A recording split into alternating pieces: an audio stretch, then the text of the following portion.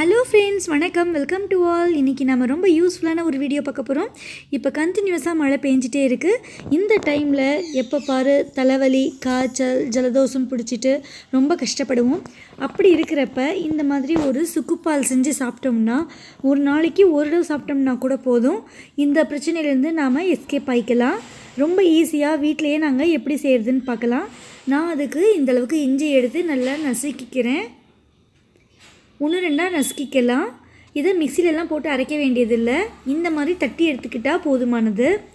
இதில் இனிப்புக்காக நான் கருப்பட்டி எடுத்து வச்சுருக்கேன். இதுக்கு பதிலாக நல்ல வெல்லம், நாட்டு சக்கரை எது வேணால் சேர்த்துக்கலாம். இதுக்கு கருப்பட்டி ரொம்ப டேஸ்ட்டாக இருக்கும். நான் இஞ்சி நல்லா நசுச்சி எடுத்து வச்சுட்டேன் பாருங்கள். இப்போ 2-3 டம்ளர் அளவுக்கு ஒரு பாத்திரத்தில் தண்ணி எடுத்துருக்கேன். அது கூட தட்டி வச்சுருக்கிற இஞ்சியையும் எடுத்து வச்சுருக்கிற கருப்பட்டியும் சேர்த்து நல்லா கரேன்.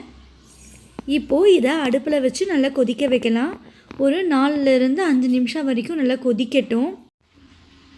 இப்போ இதை நான் அடுப்பில் வச்சு விட்டுடுறேன். இது நல்லா கொதித்த பிறகு நம்ம வடித்து பால் கூட மிக்ஸ் பண்ணிக்கலாம். ரொம்ப ஈஸியான ட்ரிங்க்கு, ரொம்ப ஹெல்த்தியான ட்ரிங்க்கு. கண்டிப்பாக இதை நீங்களும் ட்ரை பண்ணி பாருங்கள். குழந்தைங்களுக்கும் கண்டிப்பாக இதை கொடுக்கலாம். ரொம்ப விரும்பி சாப்பிடுவாங்க.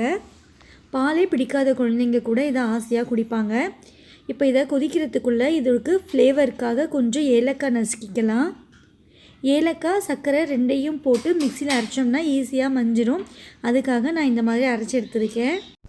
நாம் தண்ணியும் இஞ்சியும் தட்டி போட்டு கொதிக்க வச்சுருக்கோம் இல்லையா, அது கொதித்த பிறகு இதை மிக்ஸ் பண்ணிக்கலாம். இந்த இஞ்சி தட்டி போட்டு கொதிக்கிற தண்ணியை கொஞ்சம் அதிகமாக செஞ்சு வச்சுட்டு 1 வாரம் வரைக்கும் கூட நாம் ஃப்ரிட்ஜில் வச்சு யூஸ் பண்ணிக்கலாம். ஒன்றுமே ஆகாது. இப்போ இது கூட நான் அரைச்சி வச்சுருக்கிற ஏலக்காய் பொடியை சேர்த்துக்கிறேன். இது சேர்த்து 1 நிமிஷம் மட்டும் கொதிக்கட்டும் போதும். இதை நம்ம ஒரு நல்ல டீடாக்ஸ் ட்ரிங்காகவும் யூஸ் பண்ணிக்கலாம். அதை எப்படி செய்யணுன்னா, கொஞ்சம் இஞ்சி அதிகமாக தட்டி போட்டு நல்லா கொதிக்க வச்சு எடுத்துக்கலாம். மார்னிங்கில் எம்டி ஸ்டொமக்கில் கொஞ்சம் லெமன் பிழிஞ்சு விட்டு இந்த ட்ரிங்க் எடுத்துக்கிறதுனால நல்ல ஒரு டீடாக்ஸ் ட்ரிங்காகவும் இருக்கும்.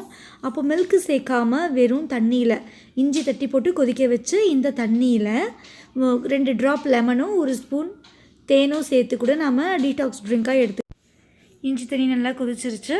இப்போ பால் எடுத்து நல்லா சூடு பண்ணிக்கலாம். கொஞ்சம் திக்கான மில்காக எடுத்துக்கலாம். தண்ணி கலக்க வேண்டாம். நல்லா சூடாகட்டும். நல்லாவே சூடாயிடுச்சு. இப்போ நாம் காய்ச்சி வச்சுருக்கிற இந்த இஞ்சி தண்ணியை வடிகட்டி சேர்த்துக்கலாம். அப்பப்போ நமக்கு தேவையான அளவுக்கு மட்டும் நாம் இப்படி கலந்துக்கலாம். மிச்சம் இருக்கிற இந்த தண்ணியை எடுத்து நாம் ஒரு பாட்டிலில் போட்டு ஃப்ரிட்ஜில் வச்சுக்கலாம். 1 வீக் வரைக்கும் கூட இது எதுவும் கெட்டு போகாது. இப்போ இதை நல்லா வடித்தாச்சு. நம்மளுடைய சூப்பரான சுக்குப்பால் தயாராகிடுச்சு. இஞ்சி டேஸ்ட்டோட, ஏலக்காய் ஃப்ளேவரோட, லைட்டாக ஒரு ஸ்வீட் டேஸ்ட்டோட சூப்பராக தயாராகிடுச்சு. இப்போ இதை டம்ளரில் ஊற்றி நாம் சர்வ் பண்ணிடலாம். இந்த கிளைமேட்டுக்கு இந்த ட்ரிங்க் ரொம்ப சூப்பராக இருக்கும். கண்டிப்பாக நீங்களும் வீட்டில் ட்ரை பண்ணி பாருங்கள்.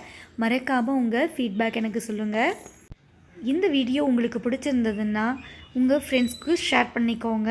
தேங்க்ஸ் ஃபார் வாட்சிங்.